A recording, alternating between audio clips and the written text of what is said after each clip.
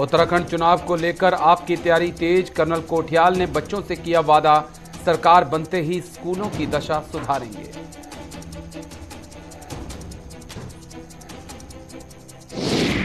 दलित भोजन माता मामले में सरकार सख्त, सीएम धामी ने डीआईजी से कहा दोषियों को बख्शा ना जाए।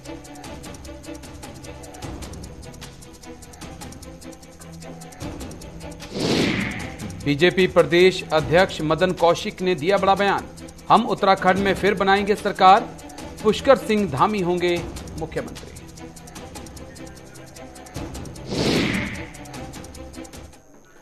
नमस्कार, आप देख रहे हैं गुलिस्तान न्यूज, मैं हूं आपके साथ राजेश कुमार। खबरों की शुरुआत उत्तराखंड की खबरों के साथ। कैबिनेट मंत्री हरक सिंह रावत ने अपना इस्तीफा वापस ले लिया है। बीजेपी आला कमान के दखल के बाद उन्होंने अपना यह फैसला बदला है। बड़ी खबर आपको बता दें, कल कैबिनेट बैठक बीच में छोड़कर निकल गए थे हरक सिंह रावत। प्रदेश के पर्यावरण मंत्री हैं हरक सिंह रावत।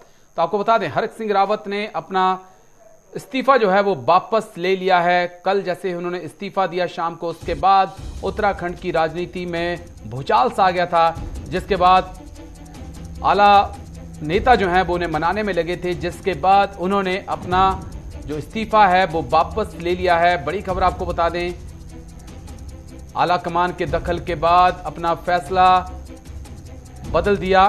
कल कैबिनेट बैठक से बाहर निकल गए थे हरक सिंह रावत। कैबिनेट मंत्री हरक सिंह रावत ने इस्तीफा वापस लिया। बीजेपी आला कमान के दखल के बाद बदला अपना फैसला। कैबिनेट बैठक बीच में छोड़कर बाहर आ गए थे हरक सिंह रावत। प्रदेश में पर्यावरण मंत्री हैं हरक सिंह रावत।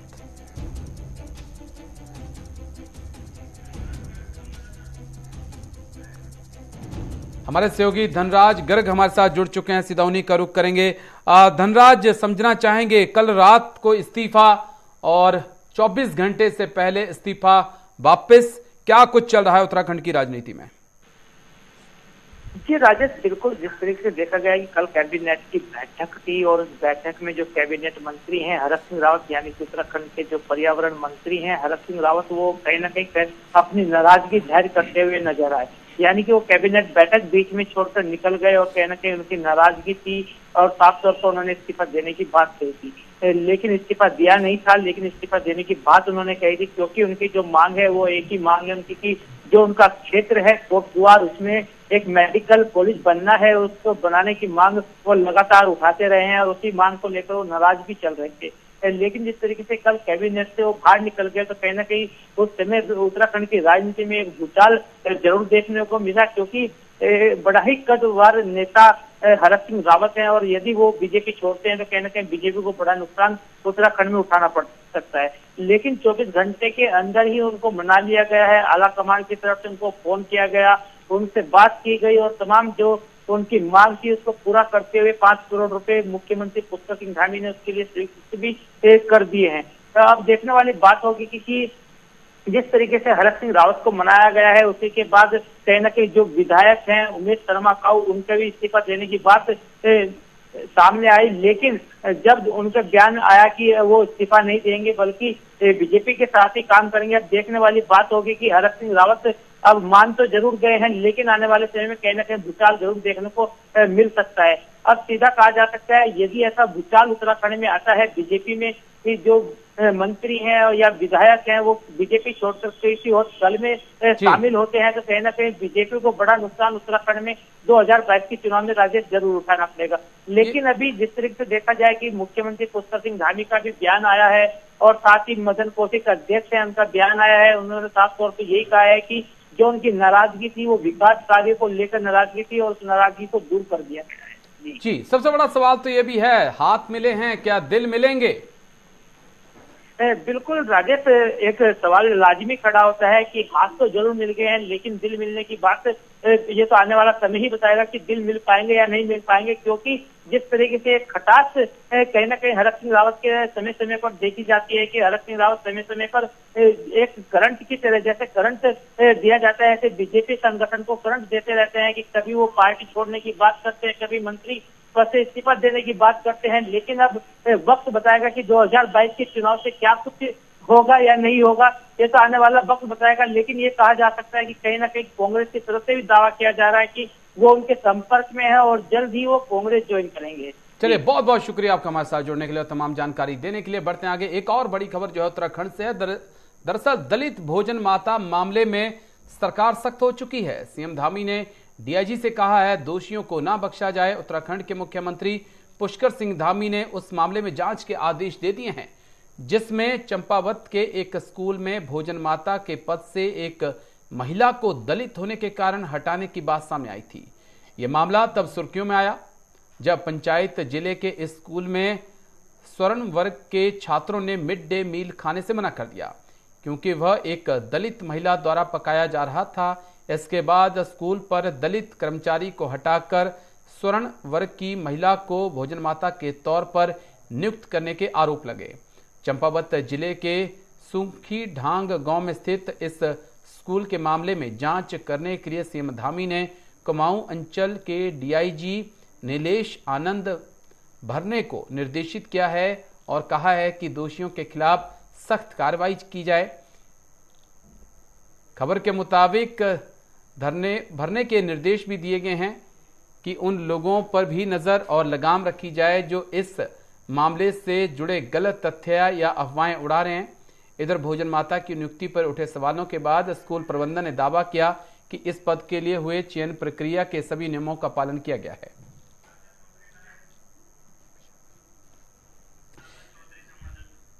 विशाखा चौधरी हमारी सहयोगी हमारे साथ बन चुकी हैं। विशाखा, समझना चाहूंगा आपसे, क्या ये पूरा मामला है, क्या एक्शन लेती धामी सरकार नजर आ रही है? स्वर्ण और दलित में क्या उलझ के रह गई ये प्रदेश की जनता? जी बिल्कुल राजेश, देखिए फिलहाल ऐसे मामले किसी चुनाव से ठीक पहले कहीं ना कहीं जोर पकड़ते हैं और वही देखा जा रहा है। चंपावत जिले के एक सरकारी स्कूल में कहीं ना कहीं स्वर्ण वर्ग के जो छात्र हैं उनकी तरफ से विद्यालय परिसर से, विद्यालय स्टाफ से यह शिकायत की गई कि वो मिड डे मील जो भोजन दिया जाता है वो नहीं ग्रहण करेंगे क्योंकि वो एक दलित महिला के द्वारा बनाया जाता है। अब उसको लेकर बजाय इसके कि किस तरह से स्कूल परिसर के जो अध्यापक हैं वो छात्रों को समझाए, बल्कि जो दलित महिला की भोजन माता थी उसको उसके पद से हटा दिया जाता है और छात्रों की मांग को पूरा किया जाता है, जिसके बाद कहीं ना कहीं वहां से शिकायत मिलती है और वो शिकायत मुख्यमंत्री तक पहुंचती है और मुख्यमंत्री उस पर तुरंत एक्शन लेते हैं और उनके द्वारा कहा जाता है कि इस मामले में जो भी जिम्मेदार हैं, चाहे वो स्कूल प्रिंसिपल रहे हैं या फिर अन्य जो भी स्टाफ है, उसकी बिल्कुल संज्ञान में लेकर उसकी जांच की जाएगी और जो भी आरोपी हैं उनको सजा भी दी जाएगी और इस मामले की तह तक भी पहुंचा जाएगा। साथ ही जो भोजन माता को जिस पद से हटाया गया उनको वापस विद्यालय में जो पद देने की मांग है वो भी उठाई गई, वो भी मुख्यमंत्री ने मंजूर की है। तो देखिए जिस तरह से फिलहाल जो जाति वर्ण का जो कहीं ना कहीं राजनीति में देखने के लिए मिलता है और वो धरातल पर उतरकर भी जो शिकायतें हैं या जो समस्याएं हैं वो सामने आती है। फिलहाल सरकार की तरफ से उसको सुलझाने का प्रयास है क्योंकि वो माहौल नहीं है जी।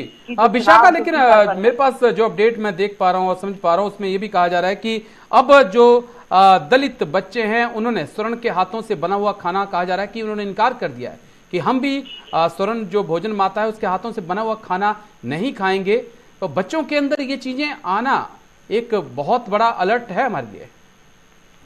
जी बिल्कुल राजेश, देखिए यही जो एक फर्क है कि किस तरह से बच्चे दलित और स्वर्ण में, क्योंकि भोजन जैसी यदि एक मूलभूत आवश्यकता के लिए भी जाति और वर्ण का कहीं ना कहीं भेद किया जाता है, तो यह एक कहीं ना कहीं समझिए कि छात्रों के जो सिद्धांत उनको दिए जा रहे हैं या जो पढ़ाया जा रहा है उसमें कहीं ना कहीं एक बड़ी कमी है।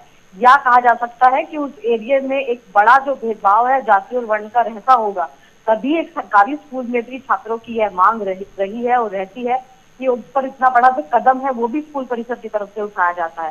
तो जाहिर तौर पर ये एक बहुत बड़ा सवाल पैदा करता है कि आखिरकार शिक्षा का जो महत्व है वो कहाँ तक सरकारी स्कूलों में है कि एक जाति और वर्ण भोजन जैसी मूलभूत आवश्यकता के लिए भी जाति और वर्ण का जो मामला है वो सामने आ रहा है। जी। हालांकि मुख्यमंत्री की तरफ से कहा गया है कि राज्य में कहीं भी जो जाति व्यवस्था है वो किसी भी स्थिति में हावी नहीं होने दी जाएगी, चाहे वो दलित वर्ग हो चाहे वो स्वर्ण वर्ग हो। जो जिसकी आवश्यकताएं हैं, जो जिसके दायरे हैं, उसी में रहकर कहीं ना कहीं हर जाति को अपने जो मूलभूत आवश्यकता है उनका पालन करना होगा, ये मुख्यमंत्री की तरफ से कहा गया है और जांच के आदेश तुरंत दिए गए हैं। जाहिर तौर पर देखिए, इसे एक बड़ी जो सीख है वो मिलनी चाहिए ऐसे लोगों को भी जो जाति व्यवस्था को कहीं ना कहीं बहुत ऊंचा मानकर इस तरह के जो मामले हैं उनको एक तरीके से समझिए कि बढ़ावा देने का काम करते हैं। चलिए, बहुत बहुत शुक्रिया आपका विशाखा, हमारे साथ जुड़ने के लिए, तमाम जानकारी देने के लिए। तो बिल्कुल स्कूल में हम जाकर यही सीखते हैं कि जात धर्म से ऊपर उठकर शिक्षा और भोजन है, लेकिन अगर इसी पर सवाल खड़े होते हैं तो सरकार को एक्शन लेना जरूरी है। बढ़ते आगे। उत्तराखंड में आगामी विधानसभा चुनाव को लेकर भारतीय जनता पार्टी गढ़वाल और कुमायूं मंडल में विजय संकल्प यात्रा निकाल रही है। वहीं सीएम धामी आज चमोली के दौरे पर रहे। वहां सीएम ने जनसभा को संबोधित किया। वहीं सीएम ने कहा, उत्तराखंड का विकास ही हमारा विकास है। वहीं सीएम ने कार्यकर्ताओं में जोश भरा और सीएम ने विपक्ष पर कई बार हमले भी किए। आपके पास आ रही है, वो रेल आपके पास चलकर आ रही है, पूरे हमारे पहाड़ों के बीच में से निकलकर 125 किलोमीटर की रेल है आपके बीच में पहुंचेगी और आप लोग यहां से बैठ के ऋषिकेश जाएंगे, ऋषिकेश से दिल्ली जाएंगे, बंबई जाएंगे, देश के कोनों कोनों पर जाएंगे और यहां आने वाले भी जो बद्रीनाथ जी आएंगे, जो केदारनाथ जी आएंगे, 4 धाम की यात्रा पर आएंगे, वो सारे के सारे अब रेल की यात्रा करेंगे।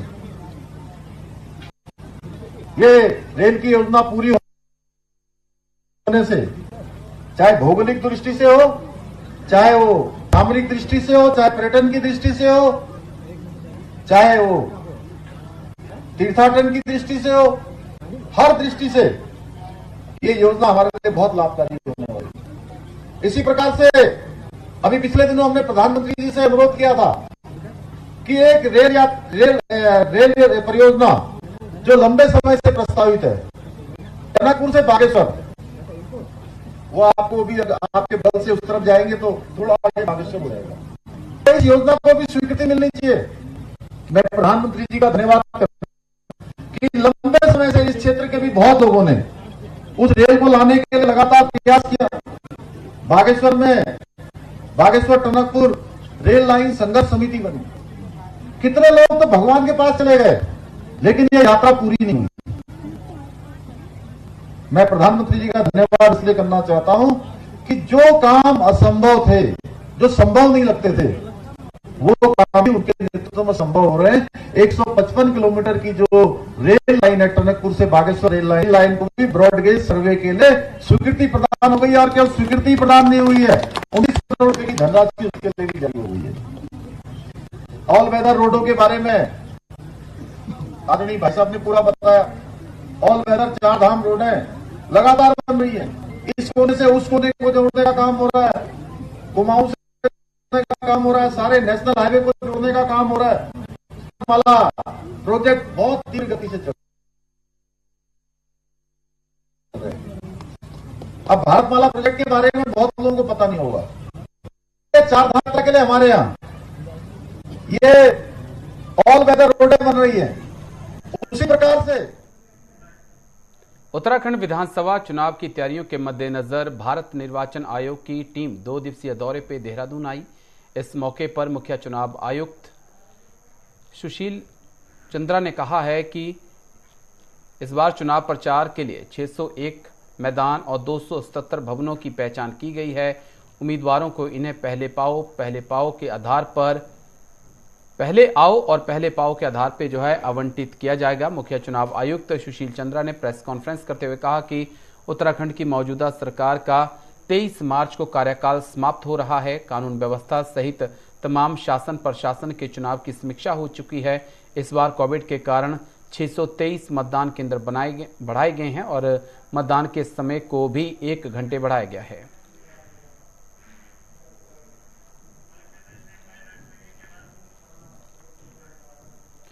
भाई आप आगे बढ़ते हैं। सब परिवार रामलला के दर्शन करने के लिए कैलाश विजयवर्गीय पहुंचे थे। बीजेपी के राष्ट्रीय महामंत्री कैलाश विजयवर्गीय ने कांग्रेस को हताश और निराश पार्टी बताते हुए कहा कि देश और दुनिया में आज प्रधानमंत्री मोदी के कार्यों से भारत को नई पहचान मिलने से देशवासियों का सिर गर्व से ऊंचा हुआ है। रुद्रप्रयाग जिले में अगस्त्य मुनि के रामलीला मैदान में विजय संकल्प यात्रा के दौरान आयोजित जनसभा को संबोधित करते हुए उन्होंने कहा कि कांग्रेस नेता हरीश रावत राम मंदिर पर सवाल उठाया करते थे। हम उन्हें अयोध्या में सब परिवार रामलला के दर्शन करने के लिए आमंत्रित करते हैं। विजय संकल्प यात्रा में मिल रहे भारी जन समर्थन की सराहना की। कहा कि इस बार बीजेपी उत्तराखंड में 60 से अधिक सीटें जीतेगी। उन्होंने बाबा केदारनाथ के प्रति प्रधानमंत्री मोदी के अथाह प्रेम और विश्वास को याद दिलाते हुए कहा कि ये केदारनाथ की धरती राज्य और देश के बीजेपी के प्रति संकल्प और स्पष्ट संदेश देगी।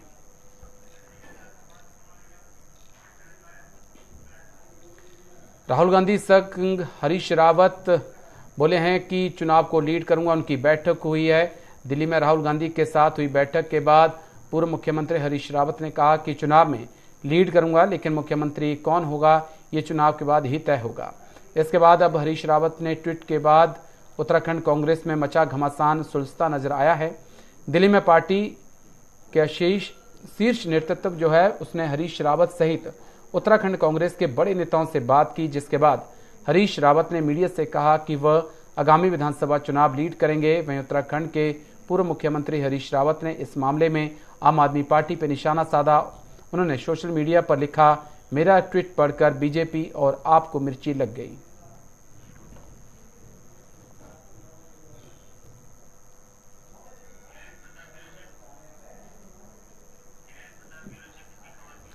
हमारे ब्यूरो चीफ धीरेन्द्र प्रताप सिंह हमारे साथ जुड़ चुके हैं, सीधा उन्हीं का रुख करेंगे।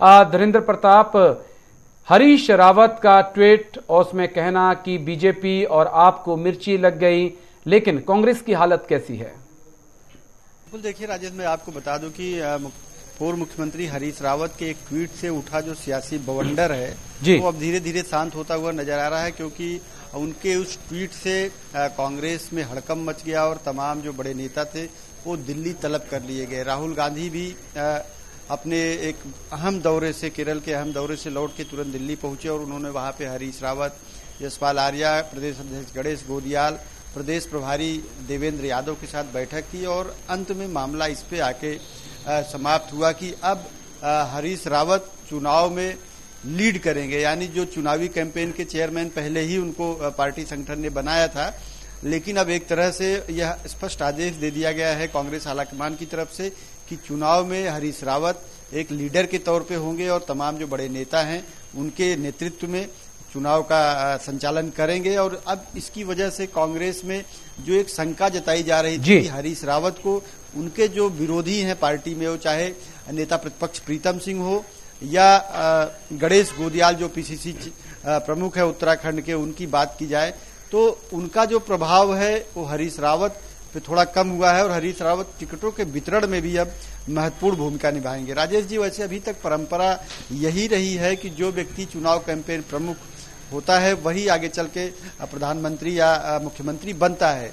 केंद्र में चुनाव है तो प्रधानमंत्री और राज्य में चुनाव है तो मुख्यमंत्री। इस तरह से हरीश रावत को आलाकमान ने एक यह आश्वासन जरूर दे दिया है कि अगर पार्टी सत्ता में आती है तो उनके नेतृत्व पे, उनको मुख्यमंत्री बनाने पे पार्टी गंभीरता से विचार करेगी। पार्टी का पूरा ध्यान है कि संगठन में, पार्टी में कोई टूट फूट न हो, कोई मतभेद न हो जिसका जो अनुचित लाभ आम आदमी पार्टी या भारतीय जनता पार्टी उठाए। इसको देखते हुए अब कह सकते हैं कि पार्टी आलाकमान ने यह कोशिश की है कि संतुलन बिठाया जाए और कम से कम चुनाव तक कोई इस तरह का झगड़ा सार्वजनिक न होने पाए पार्टी संगठन का। राजेश जी, जी, लेकिन एक चीज समझना यह भी होगी कि हरीश रावत के जो तेवर थे काफी कड़क थे। उसके बाद दिल्ली में भी मनाने की पूरी कोशिश की गई। बीजेपी को भी देखते हैं तो बीजेपी में भी कुछ ऐसा ही नजर आता है, लेकिन आम आदमी पार्टी दोनों के बीच में पैठ बनाती हुई नजर आ रही है। ये राजेश जी, कांग्रेस हो या बीजेपी, दोनों का जो सियासी एक तरह से टेंडेंसी कहे, प्रवृत्ति कहे, वो काफी मिलती जुलती है। अभी कांग्रेस का सियासी बवंडर थमा भी नहीं था कि बीजेपी में उससे बड़ा तूफान आ गया। कैबिनेट मंत्री हरक सिंह रावत कैबिनेट की बैठक छोड़ के चले गए, और न केवल बैठक छोड़ के चले गए बल्कि मुख्यमंत्री सचिवालय में जहां पे ये बैठक आयोजित हो रही थी वहां से निकलते ही उन्होंने खुद मीडिया को फोन करके बताया कि उन्होंने कैबिनेट से इस्तीफा दे दिया है। हालांकि उनके इस बयान के बाद जैसे ही राजनीतिक तूफान आया और मीडिया में ये खबरें वायरल हुई, तत्काल मुख्यमंत्री पुष्कर सिंह धामी भी सक्रिय हुए, उत्तराखंड से जो राज्यसभा सांसद है अनिल बलूनी वो सक्रिय हुए, और अंततः उनको रात भर में ही मना लिया गया। और सुबह उन्होंने कहा कि रात गई बात गई, कुछ नाराजगी थी पार्टी से, सरकार से उन्होंने सुन लिया है और पार्टी ने कहा है उस पर काम होगा और हम सब पार्टी के सिपाही हैं। कहने का मतलब है कि पार्टी ने डैमेज कंट्रोल करने में सफलता तो जरूर हासिल कर ली है, लेकिन अभी चुनाव थोड़ा समय है चुनाव होने में, पता नहीं ये चुनावी ये जो राजनीति है किस करवट बैठेगी, और जो बगावत या प्रेशर पॉलिटिक्स करने वाले नेता हो, चाहे कांग्रेस में हरीश रावत हो या बीजेपी में डॉक्टर हरक सिंह रावत है, इनके तेवरों को देखते हुए कहा जा सकता है कि आने वाले समय में भी उत्तराखंड की सियासत में ऐसी घटनाएं होती रहेंगी और सियासी उबाल आता रहेगा। राजेश, चलिए बहुत बहुत शुक्रिया आपका हमारे साथ जुड़ने के लिए और तमाम जानकारी देने के लिए। इसी बीच सीधा पंजाब लेके चलेंगे जहां पे दिल्ली के मुख्यमंत्री अरविंद केजरीवाल पहुंचे थे। उन्होंने क्या कुछ कहा, आप सुनिए।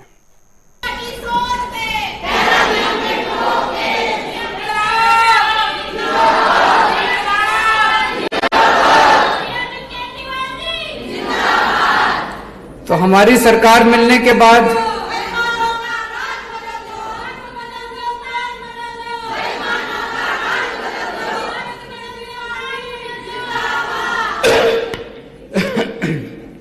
हमारी सरकार बनने के बाद पानी की बौछारें नहीं मिलेंगी, प्यार की और पैसे की बौछारें मिलेंगी, आप चिंता मत करें।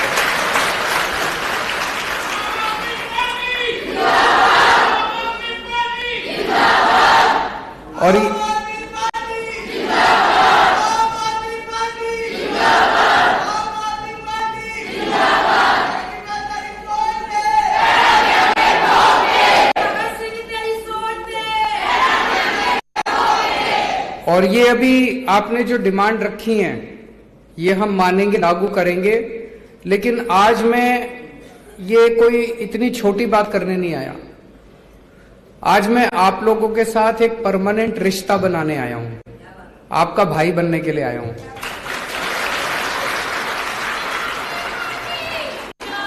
अगर कल